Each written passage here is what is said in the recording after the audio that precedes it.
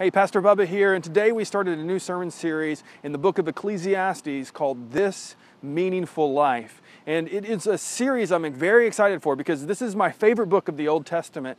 Solomon wrote the book of Ecclesiastes, and he's really taking us to places of asking deep questions, searching our heart.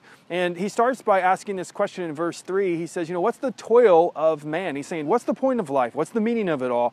And he goes on to make some observations. If you look at humanity, what's taking place? People live, people die, and then they're basically forgotten. He says, you look at the earth and the way that the earth is just kind of rotating and nature is happening, and what's the meaning of all that? And then he even looks at all of human achievement, and he says, you're not going to be satisfied through success and achievement. And he asks this question. He says, is there even anything new under the sun? And his answer is very simple. No, it's just kind of a little bit the same old thing, right? There may be new discoveries or new technologies, but life just kind of continues to be the same old thing.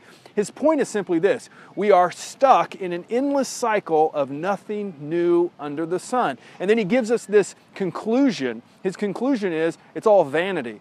The Hebrew word hebo, it's all meaningless. He's saying it's all meaningless. And what Solomon is doing is he's saying to us, you need to go right up to the place where you're able to identify, to understand, to observe the meaninglessness of life so you can find meaning. And so, where do we find meaning? The answer is very simple. In Jesus. In Jesus. You see, Solomon said there's nothing new under the sun, and he was right. But then, after he died, God did a new work.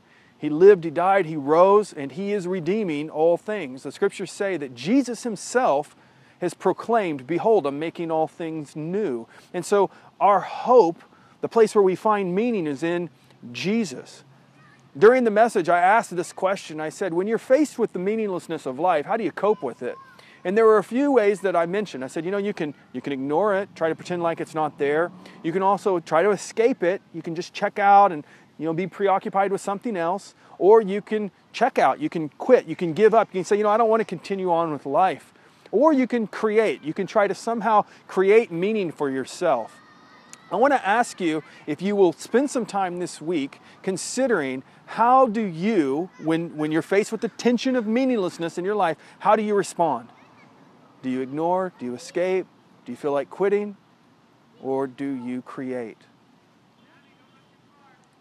Why are you doing those things?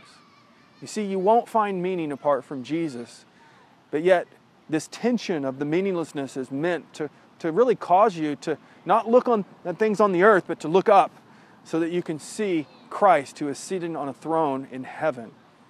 And so, talk about in your community groups how you find meaning. Talk about in your community groups how you respond to meaninglessness. And then I want you to also talk about how Jesus has made your life new. How has Jesus brought new life into your life, and how has He given you meaning?